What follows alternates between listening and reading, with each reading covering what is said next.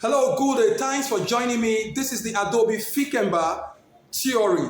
Okay, Adobe Fikemba theory. In this channel, I told you I'm teaching you physics, chemistry, biology. So now I'm teaching biology. And in the previous video, we talked about what is a cell. We talked about cell structure.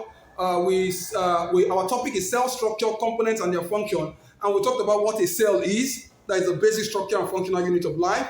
And then man is made up of about 10 trillions of cells, 10 trillions of cells. And then we also looked at, on the basis of the complexity or the evolutionary trend of the cell, we said cell can be grouped into eukaryotic, prokaryotic, and eukaryotic. Eukaryotic, they are organisms without cytoplasm, without nucleus. So they are organisms without a cell. That's what it means. They are acellular. An example is virus. And then we also talk about the prokaryotic organism with simple internal organization. And we said that their nucleus is found suspended freely in the cytoplasm. So it doesn't have a nuclear membrane around it. And examples of organisms that are found in the prokaryotic is the what? The monerans. Examples include bacteria or the blue-green algae. And I also gave you an example of the blue-green algae to be nostoc, oscillatoria, glycosepia, or maybe Annabella wants to add, as the case may be. And then I talked about the eukaryotic organism with complex internal organization. Their nucleus is made up of a nuclear membrane found in the cytoplasm. Man, primates, different organisms that are more mature than bacteria and the blue-green algae are eukaryotic organisms. Today, we're going to be looking at the cell history. Cell history. In this video, we're going to be looking at cell history. Cell history. Many scientists, many biologists, they contributed to the what? To the development of this topic, which is cell as the case may be. And one of the founding father or the father of cell is Robert Hooke. Robert Hooke. Number one is what? Robert Hooke. Robert Hooke in 1665 was the first person to discover cell. In his book, Micrographic, he wrote Micrographic. He described a thin sliced cork of an oak tree. He discovered a thin sliced cork of an oak tree. And he discovered a component, a space there.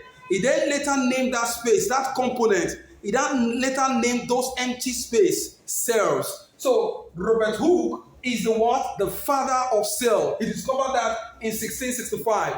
Another person again you want to look at is what we call Rudolf von Virchow. Rudolf von Virchow. Rudolf von Virchow in 1855. In 1855, he said that cell comes from previously existing cell. Okay? Rudolf von Virchow in 1855 said that cells come from previously existing cells. In a short form, cell give birth to cell. That's what he was trying to say. Another great biologist you want to look at is Felix Dujardin. Felix Dujardin.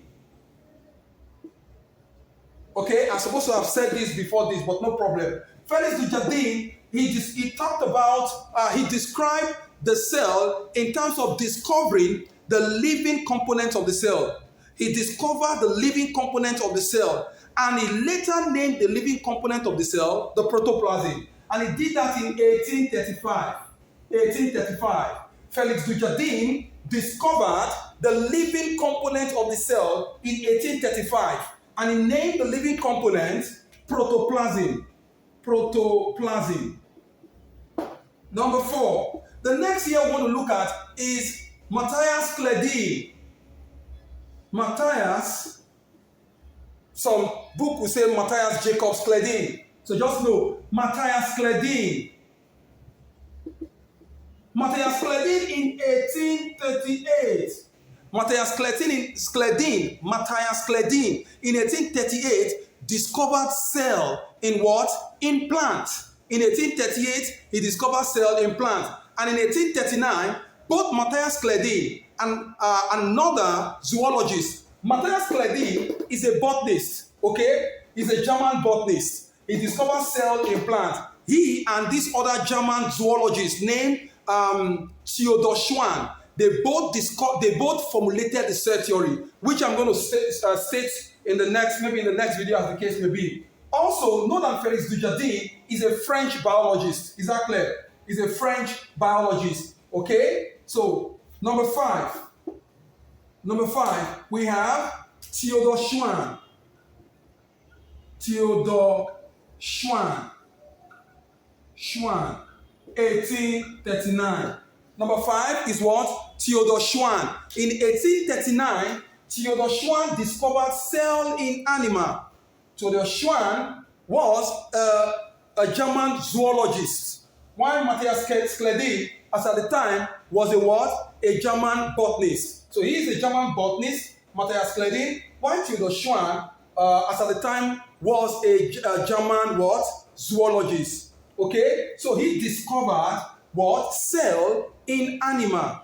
It described that all anima have cells. So he discovered it. While Matthias Skledin discovered that all plants are made up of cells. So I hope with this video, this short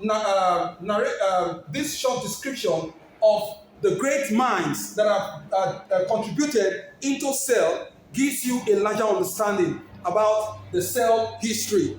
I'd like you to subscribe, I'd like you to share, and I'd like you to comment. Any questions you want to ask, I will answer you. In the next video, we shall be looking at cell theory. Thank you.